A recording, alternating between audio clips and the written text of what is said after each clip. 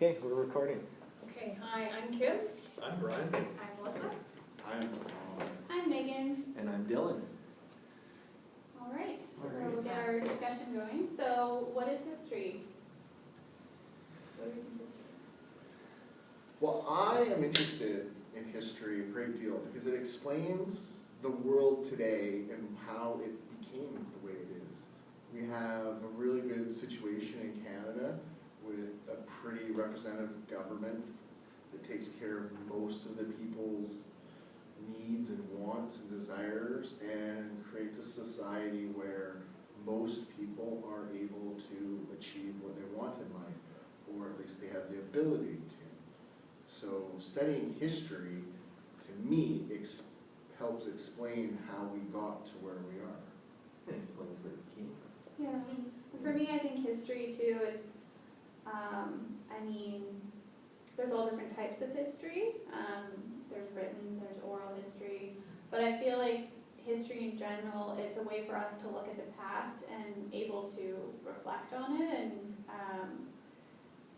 learn from it, so that way we can, for the future, either just not make the same mistakes again or just learn from it. I feel like It's almost like, like a larger scale self-reflection, but like as a society, as a community group of people. The civilization, Yeah. Like history is obviously long and goes on. I'm just thinking along the lines of, what Megan was saying, we continue on from, we learn from our mistakes, we're evolving, we're growing, and as a species, we look to advance ourselves. We don't just sit with the status quo, we don't just, eat when we're hungry, we don't just, drink when we're thirsty. We want to further ourselves, and we're building on that. That's what makes us human versus, say, animals or versus other sort of organisms. I think history also helps us appreciate the rights and privileges that Tom talked about.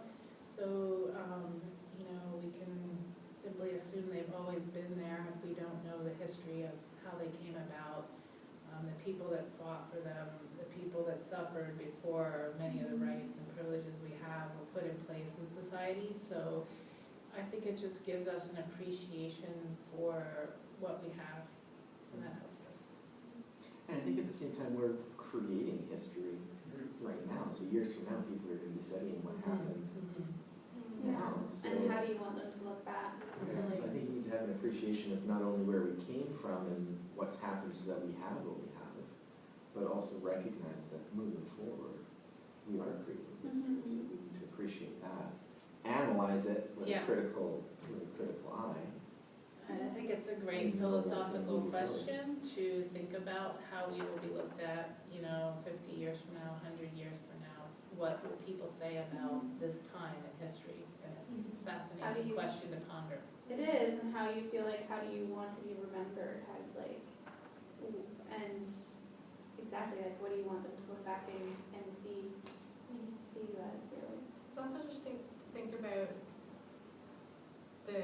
what different groups will say about us too, like what Canadians will say about us years from now, 100 years from now, what other countries will say about us 50 or 100 years from now, what kind of impact we have here in our own country and locally as well. Yeah, it's all about perspective, as we were kind of talking about earlier, when we were talking about just development and what is development. It's a label, right? It's what we see. Doesn't mean it's because us in Canada or in this room here talk about what we see it as different for everybody. Not to mention people on the other side of the world. Right, because, as I said in the beginning, that we have a great society where a lot of people have an ability to succeed and achieve whatever they want to be. But other people in our society kind of get left out, be it for financial reasons or educational reasons or social reasons. And from my perspective, country is very good, but from other people's perspective, country has a long way to go.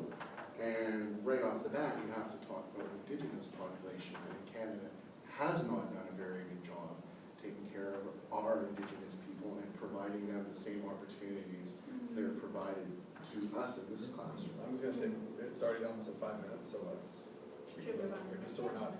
All right, why teach social studies? We need to learn history. We learn from past behaviors. I think just in general, humans are social beings, and it's so important to foster those connections that we make with other people, with other, like with the environment as well.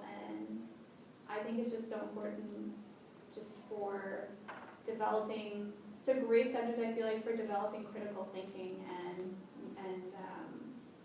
how you as a citizen are going to be move forward in the future. Like, how are you going to represent yourself? Because it ties directly into people. Like for science, you can not look at people. For math, you can not look at people. For social studies, it's all about It's embedded in our yeah. And day-to-day then lives. I guess kind of going back to the article we read too, it ties into who we are as a person, as a group, and then it affects what we do and how we do things and why we do things. So it's so important to know where those motivations come from. Well, it's the study of people and how we interact. And since we interact moment to moment, day to day, year to year with the same people and different people, it's good to know how we came to be where we are. I mean, at one point in this country, women were not allowed to vote. In Quebec, it wasn't until 1967 that women were allowed to vote. 67! 100 years. No, not 18, 1967. It's like 100 years after Canada was formed. Think It's about that. shocking. The last residential school in this country was closed in the late 90s. We actually had segregated schools in the Maritimes that kept African Canadian students apart from white and Indigenous students. These things didn't happen 100 years ago. These things happened 20 years ago. And I'm still shocked. After I learned this several years ago, and it still shocks me. And if we want to talk about a just society, we have to realize that we were not just, and we are not just, and we have a long way to go. And if you don't know these things, how do you know how to change them? How do you know how to proceed? And that's why it's important to have a good quality social studies. Like as teachers teaching social studies, we can't teach it the way that we were taught, where you're just given a single. Memorization is It's not, yeah.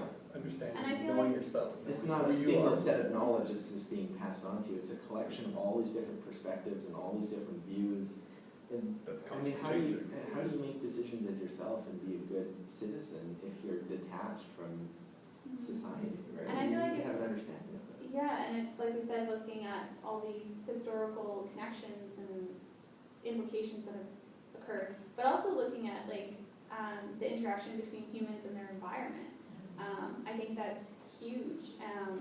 Coming from like a geography background as well, I think humans or people like us as teachers teaching students the connections that they have between themselves and where like the ground that they're standing on, and the effects that they can have on not just other people but their environment as well. Right, because we want our students to grow up to be good citizens, to understand how their vote impacts the world. And if you understand the history, you understand what was here before and why things changed and how things can continue to change, then you provide Canada with a bunch of young voters who will go out and vote for people that have progressive, forward-thinking ideologies. And I think that's very important. And I'm not saying that we want to be socially conservative or financially conservative. We just want our students to understand the issues. And I guess that ties into the question about like what is citizenship? We have less than a minute. I think students need to feel empowered too when they learn social studies, that they do have a voice and that they can change things and they're not powerless. And so in looking at things that have changed throughout history, in the course of history, they can see that, you know, so many things have improved over the timeline of history and civilization. And when they see that, they can see that they have the power to change things that still need to be changed. And like just tying into that too, and just saying, to have different perspectives when you're teaching social studies For 10 minutes. gives them, Which is, kind of models to them that their voices are heard, and we let others' voices be should crank it up right now. I think we're gonna have to that stop covers this it. time. heard. Just because it's, or else it won't load if it's past 10 minutes, so. Okay.